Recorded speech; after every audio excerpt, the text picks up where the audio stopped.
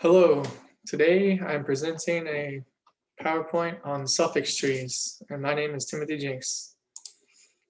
First, I want to start off by teaching what exactly a suffix trie is.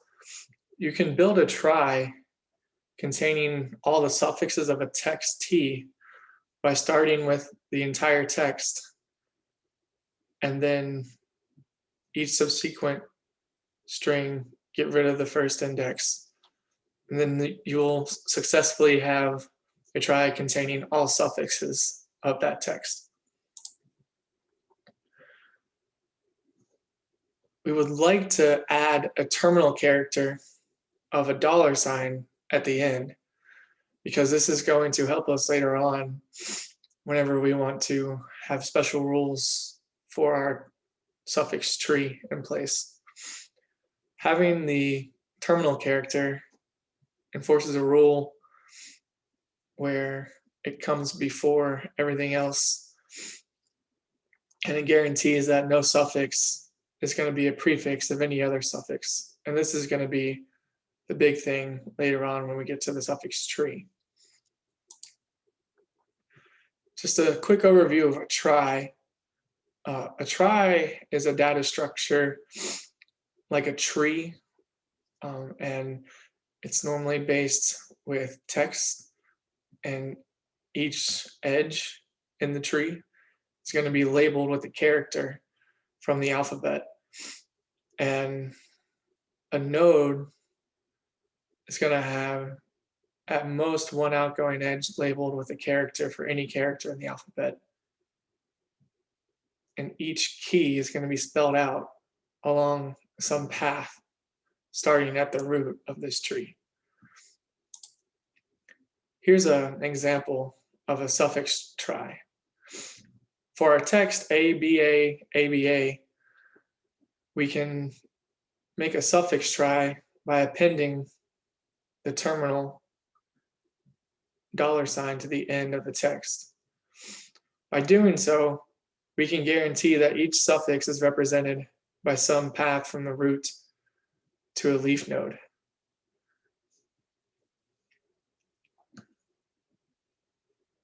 So as you can see, we should have every suffix from root to leaf, the shortest being just the terminal, and the longest ending with the terminal, but following the path of A, B, A, B, A.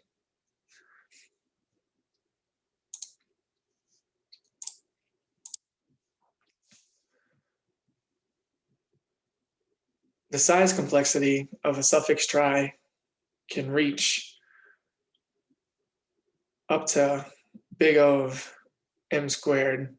And an example of this would be any word where the first letter can be raised to however many, followed by a second letter. And this would be the kind of breakout of this trie. And this is not optimal to have something that's m squared. So later we're going to introduce a tree, which is going to be less space complexity than this suffix trie.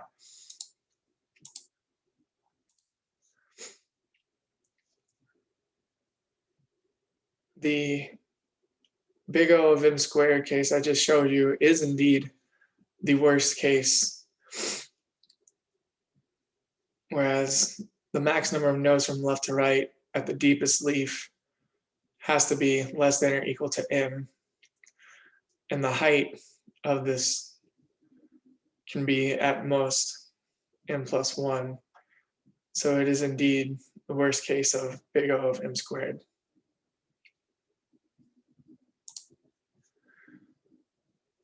Now we can make these tries smaller by finding an instance in the trie that has no other children and coalescing it into a single edge of all of these characters. So now instead of having these 3 extra nodes, we just combine each character on the path into one string of those 4 characters and terminating it instead. And this will guarantee that every internal node will have more than one child.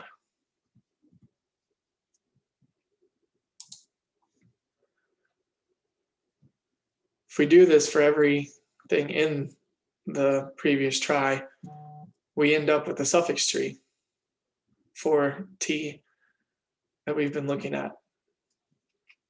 So as you can see, every internal node does indeed have more than one child.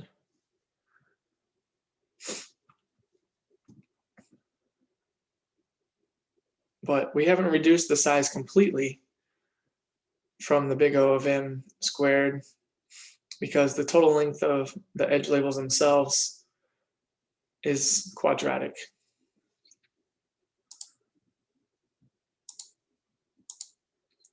However, if we take this text T and instead of actually storing the characters along the path as strings, we can use the indices that represent the path along the text T. For example, this 6 correlates to just the terminal character, and it has a length of 1. So it is the 6th index, and it has a length of 1. If we were going to go down this path, we can see that BA starts at the first index and has 2 characters. So we just go through our previous characters and convert them into indices using that method. And now the space required for the suffix tree is big O of m. And we will see this again in the final construction of the most efficient algorithm for constructing a suffix tree.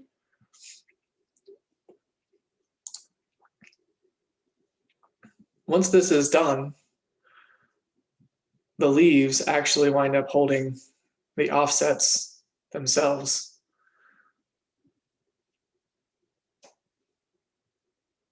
Where 6 is here, 1 would represent BA, ABA, $. And with this terminal, we have now ensured that indeed the suffix tree generates every suffix possible in the text, and each leaf node holds the index for the offset.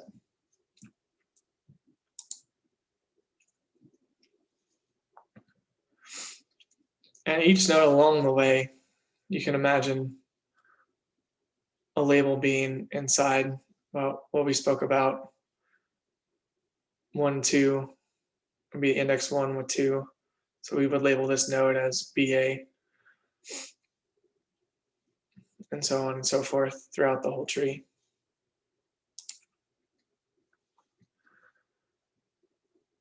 So now we have to bring up the ideas of depth. There's 2 different kind of depths. There's a node depth, which tells us how many edges we must follow from the root to each node. So that's just kind of from node to node, like in a graph, how many edges do you have to travel? So if we were to go to this particular node that we've been speaking about for BA, I only need to travel along this one edge. So the node depth would just be 1 deep. However, since it's 2 characters, the label depth represents the length of what the characters represent at that depth. So while this has a node depth of 1, it would actually have a label depth of 2. And if we went to here, you could see that although it has a node depth of 2, we would actually have a label depth of 2 plus 4, which is 6.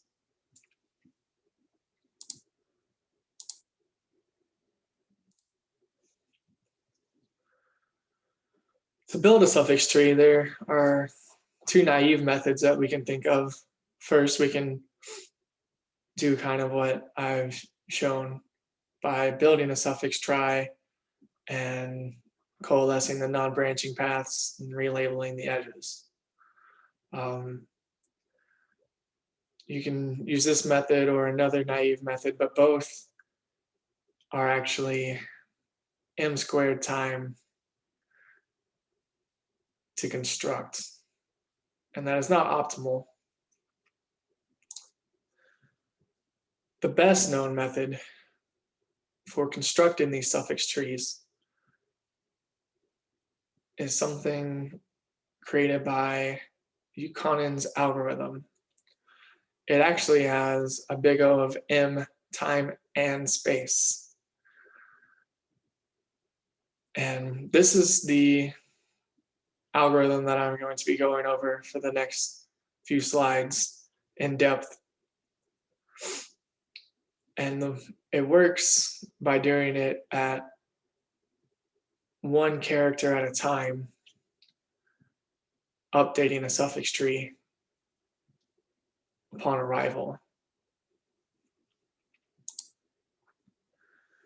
Buchanan's algorithm constructs a sequence of implicit suffix trees, the last of which is converted to a true suffix tree of the string s. He uses these implicit suffix trees, which are a little different, and I'm going to explain them to you and then show you some examples. An implicit suffix tree for any string s is a tree obtained from the suffix tree for $s by removing every copy of the terminal symbol from the edge labels of the tree, and then removing any edge that has no label, and then removing any node that does not have at least 2 children. So an implicit suffix tree for a prefix s of 1 to I of s is defined by taking the suffix tree for s 1 to I $ and deleting the terminal symbols, edges, and nodes as above. Let's take a look at what this actually looks like. So here we have a regular suffix tree for the string XA, BXA, $. Here is our implicit suffix tree for the same suffix tree here. So if you go back, you can see we want to remove every copy of the terminal symbol, any edge that has no label, and any node that does not have at least 2 children. So every terminal symbol is gone.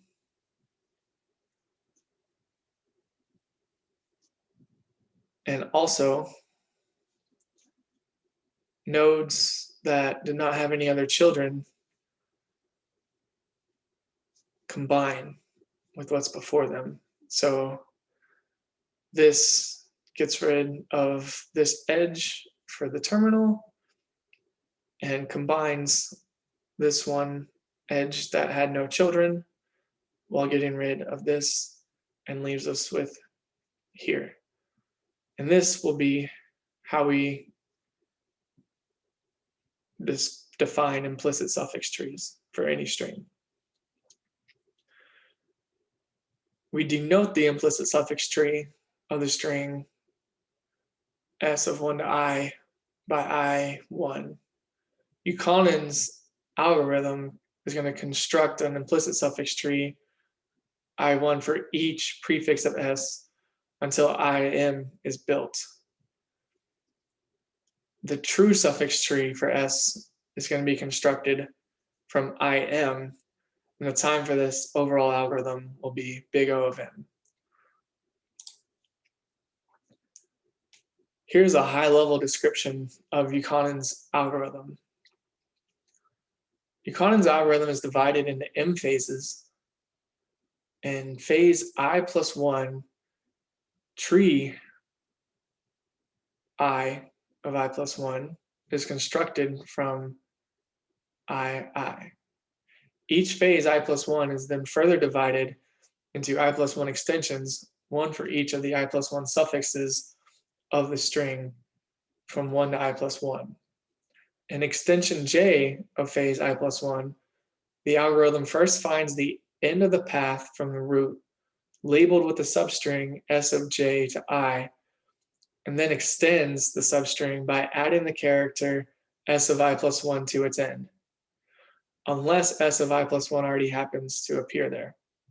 So in phase I plus 1, string s of 1 to I plus 1 is first put in the tree, followed by the strings of s of 2 to I plus 1, s of 3, so on and so forth, until we reach I of m. So an extension of I plus 1, of phase I plus 1, is going to extend the empty suffix. That is, it's going to put a single character string into the tree unless it is already there. So this tree I sub 1 is just a single edge labeled by the character s of 1. As a high-level pseudocode of how to construct one of these, we would construct the tree I sub 1 for I from 1 to m minus 1. We're going to do each phase of I plus 1. For j from 1 to I plus 1, we're going to begin extending j. So we'll find the end of the path from the root, labeled s of j to I in the current tree. And if needed, we'll extend that path by adding a character s of I plus 1, thus assuring that the string s of j to I plus 1 is in the tree.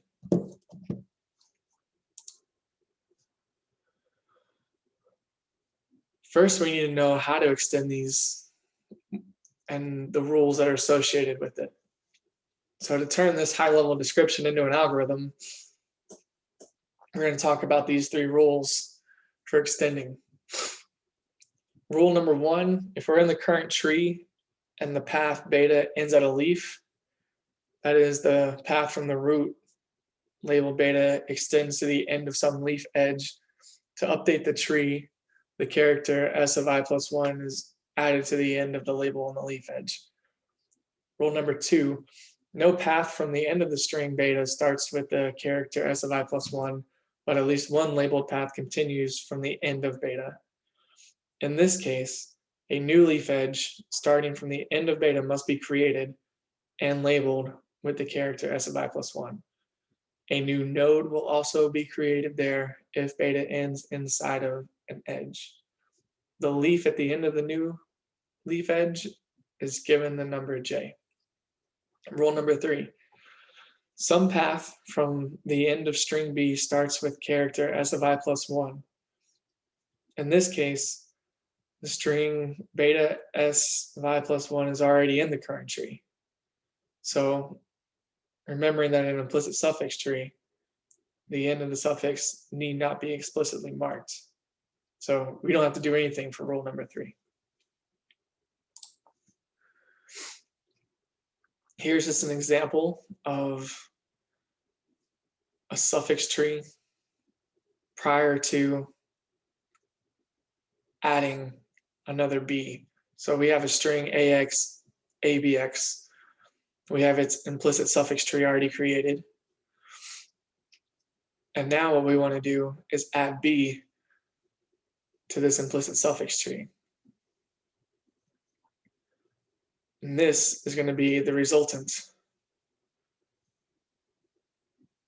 implicit suffix tree after the iteration of adding this character to the above.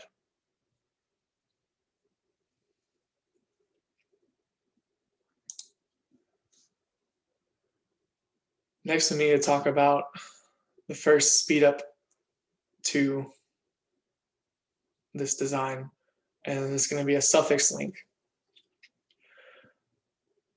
If you let X alpha denote an arbitrary string where X denotes a single character and alpha denotes a substring, for an internal node V with the path label X alpha, if there is a node S of V with a path label A, then a pointer from V to SV is called a suffix link. If a new internal node V with a path label X alpha is added to the current tree, an extension J of some phase I plus 1, then either the path labeled A already ends at an internal node of the current tree, or an internal node of the end of string A will be created by the earlier mentioned extension rules, an extension J plus 1 in the same phase I plus 1. In Yukonen's algorithm, any newly created internal node will have a suffix link from it by the end of the next extension. In any implicit suffix tree I sub I, if internal node V has a path label X alpha, then there is a node S of V of I sub I with a path label alpha.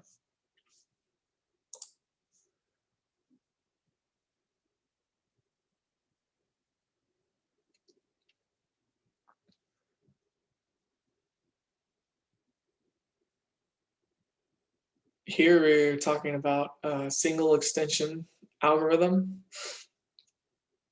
And if we use the suffix links that we spoke about, I can explain the single extension algorithm itself. In the beginning, we're going to find the first node at V at or above the end of S of J minus 1 to I that either has a suffix link from it or is the root. This requires walking up at most one edge from the end of S of J minus 1 to I in the current tree. Let Y denote the string between V and the end of S of J minus 1 to I. If V is not the root, traverse the suffix link from V to node S of V, and then walk down from S of V following the path for string gamma. If V is the root, then follow the path for S of J to I from the root, just like you would in the naive algorithm. Still using these extension rules, ensure that the string S of J to I, S of I plus 1, is in the tree. If a new internal node W was created in extension J minus 1 by the extension rule 2, then by the previous lemma, string alpha must end at node SW, the end node for the suffix link from W, then create the suffix link W S of W from W to SW. And this figure just kind of shows what I was talking about. This would be the suffix link that we create from node V to node S of V.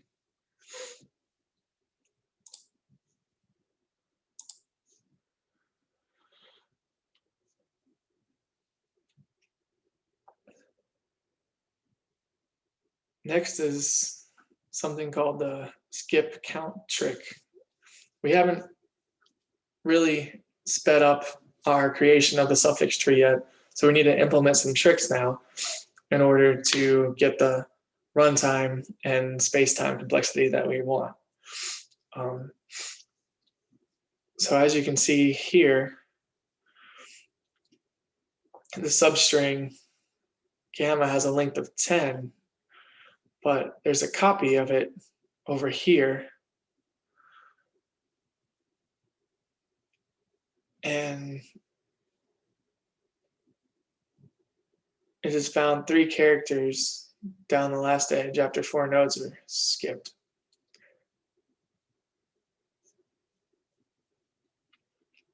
So instead of having to go through an entire string now, we can skip nodes to get to certain parts that we want to faster. So using the skip count trick, any phase of the algorithm will only take big O of m time instead.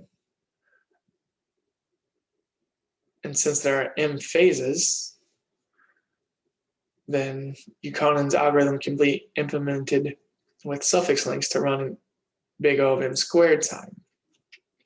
So we're still not quite at the big O of m time. We have a couple more tricks that we need to do to get everything fixed up.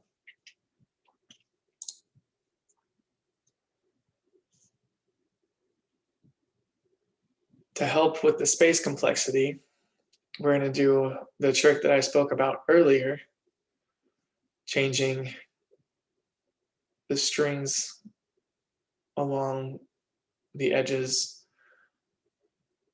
to indices of the string itself.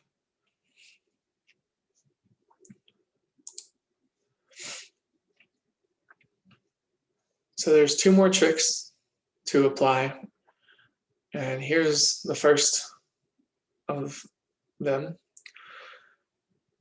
We need to observe that the rule number 3 is a showstopper. If in any phase, if suffix extension rule 3 applies and extension j, it's also going to apply in all further extensions j plus 1 to I plus 1 until the end of the phase. The reason is that when rule 3 applies, the path labeled s of j to I in the current tree must continue with the character s of I plus 1. And so the path labeled s of j plus 1 to I does also. And rule 3 again applies in extensions j plus 1, j plus 2, I plus 1.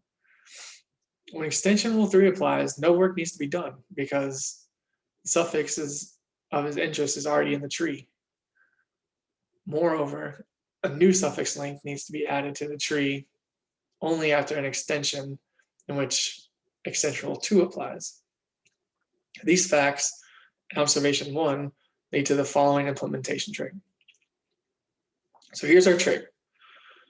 End any phase I plus 1 the first time that extension rule 3 applies. If this happens in extension j, then there's no need to explicitly find the end of any string s of k to I for k is greater than j. The extensions in phase of I plus 1 that are done after the first execution of rule 3 are said to be done implicitly. This is in contrast to any extension j where the end of sj to I is explicitly found. An extension of that kind is called an explicit extension. Trick 2 is clearly a good heuristic to reduce the work, but it's not clear if it leads to a better worst case time bound just yet. For that, we still need one last trick. Before we get on to our last trick, we have one more observation. Once a leaf, always a leaf. That is, if at some point in Buchanan's algorithm a leaf is created and labeled j for the suffix starting at position j of s, then that leaf will remain a leaf in all successive trees created during the algorithm. This is true because the algorithm has no mechanism for extending a leaf edge beyond its current leaf. In more detail, once there is a leaf labeled j, extension rule 1 will always apply to any extension j in any successive phase. So once a leaf, always a leaf. Now, leaf 1 is created in phase 1. So in any phase I, there's an initial sequence of consecutive extensions, starting with extension 1, where extension rule 1 or 2 applies. Let j sub I denote the last extension in the sequence. Since any application of Rule 2 creates a new leaf, it follows from observation 2 that j sub I is less than or equal to j sub I plus 1. That is the initial sequence of extensions where Rule 1 or 2 applies cannot shrink in successive phases.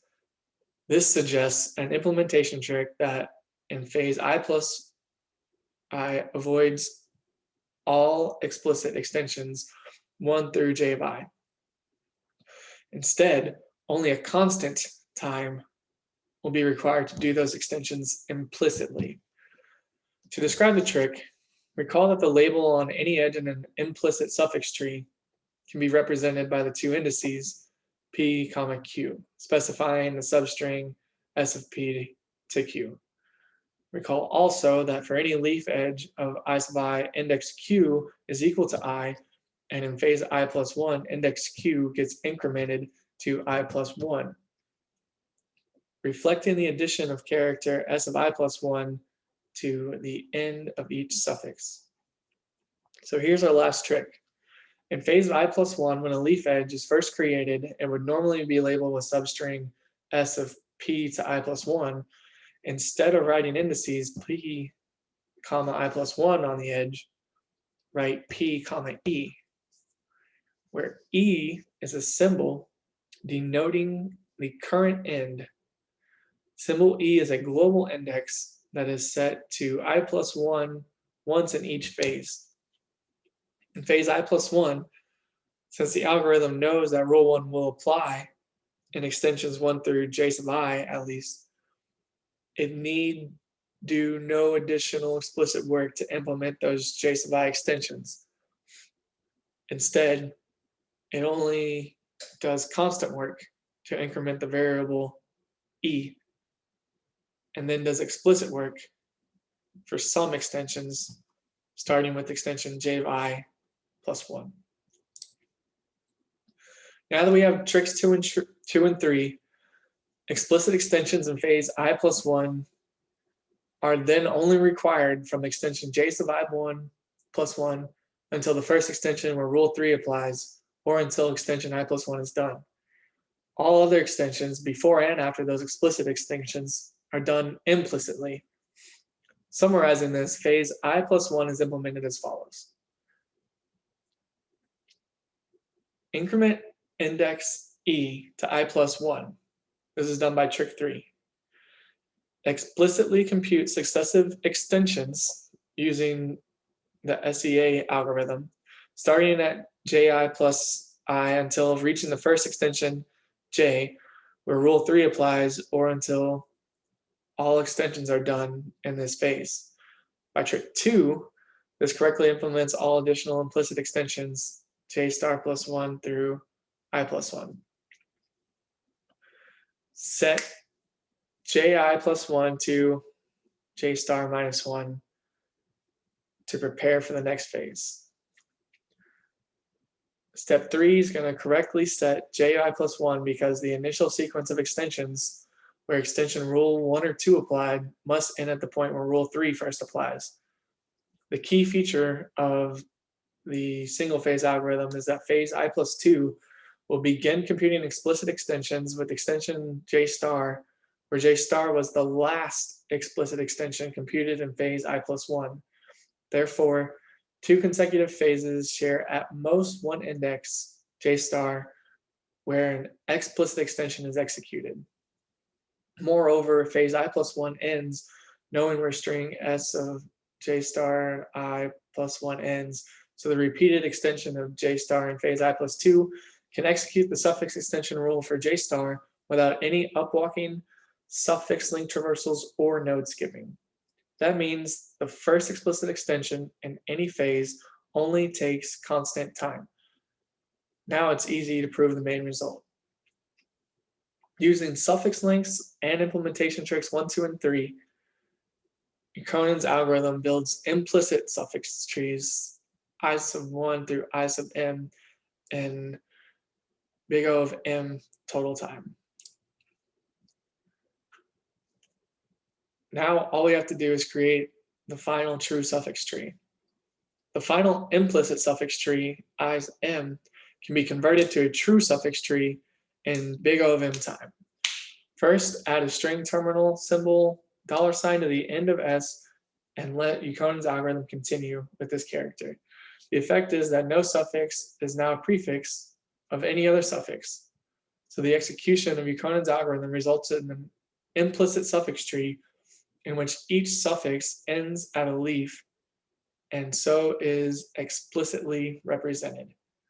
The only other change needed is to replace each index e on every leaf edge with a number m.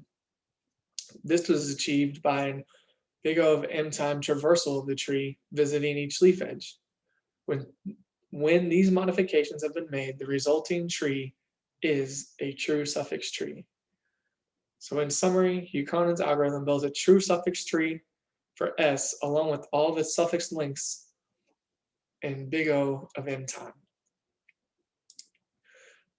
Now that we know how to construct a suffix tree in big O of m time, I would like to talk about two applications of these suffix trees.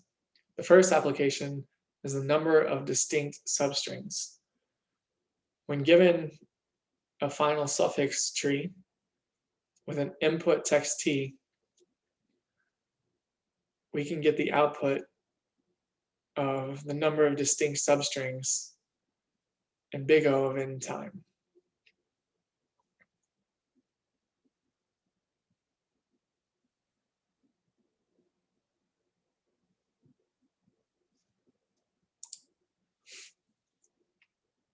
Our next application of utilizing these suffix trees is going to be the longest repeating substring. By utilizing the suffix tree, we can get a longest string occurring at least twice from any input text t. And we do this by finding the deepest internal node of the suffix tree. So by finding the deepest internal node, we know that AGA is the longest string occurring at least twice. And when this can be done in big O of n time.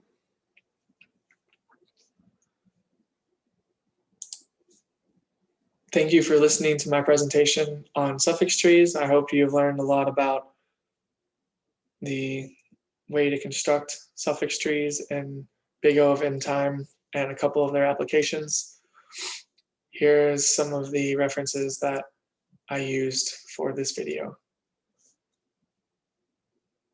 Thank you for your time.